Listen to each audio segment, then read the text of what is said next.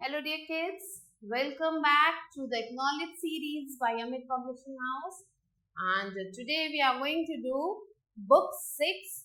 This is your grammar book. I am Vandana and we are going to do English grammar plus skills unleashed workbook. So children, today we are going to start our very first chapter of this book and it is sentence. So let's start with the chapter. We use words to express our thoughts, whether in speech or in writing. So जब भी हमें कुछ बोलना होता है या thoughts को express करना होता है तो हम क्या करते हैं, या तो बोल के समझाते हैं अपनी बातों को या फिर लिख के. Usually we use these words in group. So हम क्या करते हैं, इन वर्ड्स को ज्यादातर हम ग्रुप में यूज करते हैं. फॉर एग्जाम्पल, मुझे आई वॉन्ट वाटर, मुझे पानी चाहिए, तो मैं सिर्फ पानी नहीं बोल सकती, मैं पानी के साथ और 2-3 वर्ड्स यूज करने पड़ेंगे जिसके बाद ही सामने वाले को समझ में आएगा कि I want water. However, any combination of words will not always make sense. So ऐसा नहीं कि कुछ भी उल्टा पुल्टा जोड़ के हमने बोल दिया तो वो सेंटेंस बन जाएगा. वो इनअप्रोप्रिएट सेंटेंस कहलाएगा. मीन्स उसका कोई सेंस निकलना चाहिए सेंटेंस का. What is a sentence? Read the groups of words in table below and compare those in column A with ones in column B. So A और B को हमें compare करना है. अभी school and अभी is going to school. So A में हमने अभी school बोला बस, और second में हमने बोला अभी is going to school, इसका मतलब अभी school जा रहा है.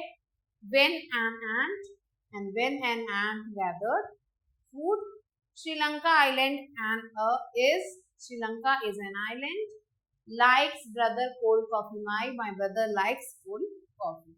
So here we can see A part is incomplete and here in the B part when we are reading these, so हमें जो है समझ में आ रहा है कि B part क्या कहना चाहता है. अभी स्कूल जा रहा है, आंट जो है वो फूड को इकट्ठा कर रही है. कहाँ पे कर रही है? श्रीलंका एक आइलैंड है और मेरे ब्रदर को कोल्ड कॉफी पसंद है. Now all 4 group of words in column EN are meaningless, but in all the groups of words in column B make sense. Therefore, a sentence is a group of words which make sense. It has a unity stance interdependently and expresses a clear meaning. A sentence must contain an action, verb or verb. So sentence के अंदर एक action word होना चाहिए या फिर verb होना चाहिए. So group of word जिसका एक प्रॉपर मीनिंग निकलता है उसे ही हम सेंटेंस कहते हैं. और सेंटेंस में हमेशा एक एक्शन वर्ड होता है या फिर वर्ब होता है. Sentence also contain a subject. Sentence में एक सब्जेक्ट भी होता है. सो सब्जेक्ट मीन्स वो जो वर्क कर रहा है और the doer of the action. Subject कहते हैं या फिर एक्शन को करने वाले को ही हम सब्जेक्ट कहते हैं. Some sentences include an object that is the person or thing undergoes the action. So कुछ सेंटेंस ऐसे होते हैं जिसमें हम ऑब्जेक्ट भी मिलता है. Next is here we can see some examples are given. चीता यहाँ पे सब्जेक्ट है, रन फास्ट. तो एक सेंटेंस है चीतास रन फास्ट. चीता तेज दौड़ता है. चीता सब्जेक्ट हो गया क्योंकि वो काम कर रहा है. और क्या काम कर रहा है? रन करने का काम कर रहा है. सो वर्ब हो गया हमारा रन. नेक्स्ट इज चीता चेज डियर. अब यहाँ पे चीता हमारा सब्जेक्ट है क्योंकि वो काम कर रहा है. और क्या काम कर रहा है? चेज करने का काम कर रहा है. किसको चेज कर रहा है ये भी लिखा हुआ है, वो डियर को चेज कर रहा है. तो यहाँ पर डियर हमारा ऑब्जेक्ट हो गया. तो चीता जो काम कर रहा है वो किसके लिए कर रहा है, वो हमारा ऑब्जेक्ट कहलाता है. Now sentence begins with a capital letter. Sentence हमेशा कैपिटल लेटर से शुरू होता है. They end with a full stop. और ये फुल स्टॉप से ओवर होता है, क्वेश्चन मार्क से ओवर होता है या फिर एक्सक्लेमेशन मार्क से ओवर होता है. Now take the group of words that are sentence and cross out the ones which are not. So जो सेंटेंस है उसे हमें क्या करना है? टिक करना है. और जो सेंटेंस नहीं है उसे हमें क्रॉस करना है. जैसे कि देखिए यहाँ पे लिखा हुआ है प्लास्टिक कप. बस प्लास्टिक कप लिखा है, कुछ भी नहीं बता रहा है इसके बारे में कि क्या कहना चाहता है. So this is not a sentence, so हमने इसे क्रॉस कर देना है। Swimming is a good exercise, इससे हमें पता चला कि स्विमिंग एक अच्छी एक्सरसाइज है, पूरा सेंटेंस क्लियर हो रहा है। So we have to take this. Rest questions you have to do on your own dear children. Now let's see what is kind of sentences. तो कौन कौन से तरीके के सेंटेंस होते हैं? There are 4 kinds of sentences. First one is the assertive sentence. Assertive sentence क्या होते हैं? ये सिंपल सेंटेंस होते हैं जो कुछ बताते हैं हमें, दैट स्टेट समथिंग, कुछ बताते हैं। Assertive sentences are also known as declarative sentence. Declarative sentence भी बोला जाता है। It can be either affirmative or negative. So या तो अफर्मेटिव होते हैं या फिर ये नेगेटिव होते हैं।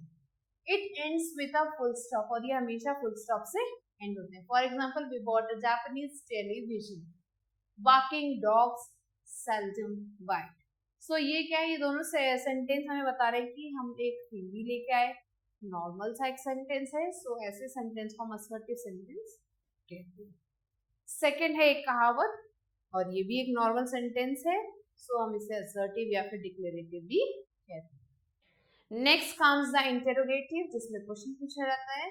These ask about something or someone and it can be used with WH word से यूज हो सकते हैं या फिर yes no questions हो सकते हैं। Why are you late today? तुम लेट क्यों हुए? तो अब जब इसका एक आंसर मिलेगा, the answer to the first question will be a statement। तो जब इसका आंसर मिलेगा तुम क्यों लेट हुए, सो आपको सामने वाला एक रिप्लाई देगा कि आज बारिश हो रही थी तो लेट हो गया, बस छूट गई थी तो लेट हो गया। But the answer to the second question will be either yes or no। Do you love music? क्या तुम्हें म्यूजिक पसंद है? सो अगर आपने ये क्वेश्चन किसी से पूछा तो वो या तो बोलेगा yes या तो बोलेगा no। सो ये जो क्वेश्चंस होते हैं, इंटरोगेटिव सेंटेंस होते हैं, ये 2 टाइप्स के होते हैं, जिसमें WH वर्ड्स को यूज किया जाता है या फिर yes no क्वेश्चंस को पूछा जाता है। And it always ends with an exclamation question mark. इसके लास्ट में हमेशा एक क्वेश्चन मार्क लगाया जाता है। Next comes the imperative sentence.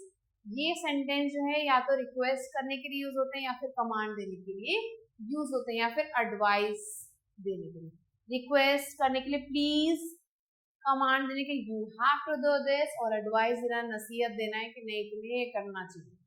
सो ऐसे सेंटेंसेस को हम इम्पेरेटिव सेंटेंस कहते हैं। They ask something to be done, someone to do something। ये किसी को कहते हैं कि तुम ऐसा करो। The subject of an imperative sentence is you।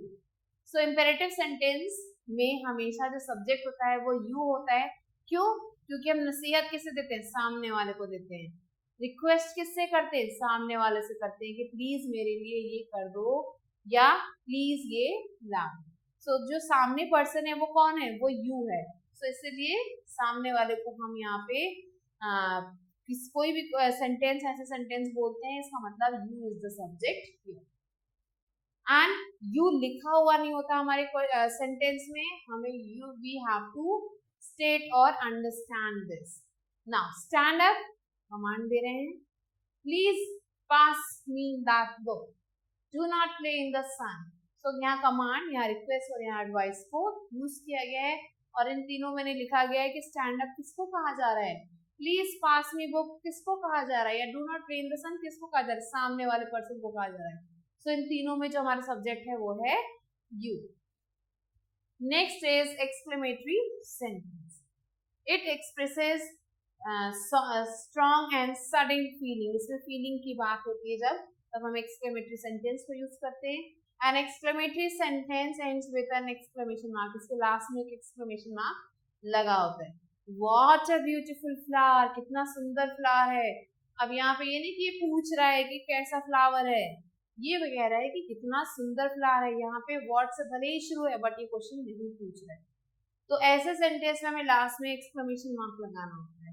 How hot the day it is, कितना गर्म दिन है। So यहाँ पे भी फीलिंग की बात हो रही है, इसलिए यहाँ पे भी एक्सक्लेमेशन मार्क लगेगा। Now imperative sentence end with a full stop, but they may also end with an exclamation mark। So imperative sentence full stop से खत्म होते हैं, लेकिन कई बार ये exclamation mark से भी खत्म होते हैं। Now Here some questions are given. Children, will be doing a few and rest you have to do on your own. State whether these sentences are assertive, imperative, interrogative or exclamatory. तो चारों में से कौन से type का sentence है? Here we have to write. How many days are there in a week? अब आप किसी से क्वेश्चन पूछे तो कौन सा सेंटेंस हो गया? Interrogative. The local election is tomorrow. Assertive. Now, for each of these sentences, put the correct punctuation mark in the box provided. So, अब यहाँ पे punctuation mark लगाना है. Who's there? कौन है वहाँ पे? Question mark. How lovely the rain is. Rain कितना अच्छा लग रहा है. यहाँ पे feeling की बात हो रही है. Exclamation mark is to be inserted here. Now, rearrange the words to form the type of sentences as indicated. So exclamatory sentence बनाना है. What, sculpture, piece, marvelous. So here exclamatory sentence बनाने के लिए हमें क्या करना है? What से start करना है. What a marvelous piece of sculpture, and then exclamation mark. Do what I can for you. What can I do for you? और फिर question mark. Interrogative में करना है क्योंकि, and the rest you have to do on your own. Next, rewrite the following statements as exclamatory sentence. Exclamatory sentence के रूप में हमें इसे लिखना है. These tadpoles are very tiny. How tiny are the tadpoles? Exclamation mark. The rotten meat has started stinking. So children, first one I have done and the rest you have to do on your own. Next, change the following sentence into interrogative means question बनाना है. I write him a letter. So यहाँ क्या लिखेंगे हम? इसे question बनाना है तो do I write him a letter? Then question mark. And the rest you have to do on your own. Now let's come to the G question. Change the following affirmative sentence into negative. Negative में convert करना है. Angad is a student of class 6. So इसके बाद हम not लगा देंगे. Angad is not a student of class 6. So ऐसे ही आपको जो helping verbs है उनके बाद जो है not लगाना है. And then you have to fill in the blanks. Now write an assertive sentence, an imperative sentence, an interrogative sentence and an exclamatory sentence using each word of the box. So box में से words को आपको use करना है और ये जो sentence दिए गए हैं ये sentence आपको in blank space पे बनाना है.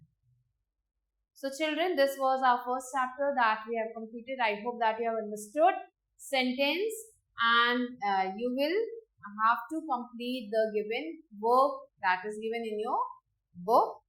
And I'll be waiting for you with a new video and a new chapter. Till then, stay related.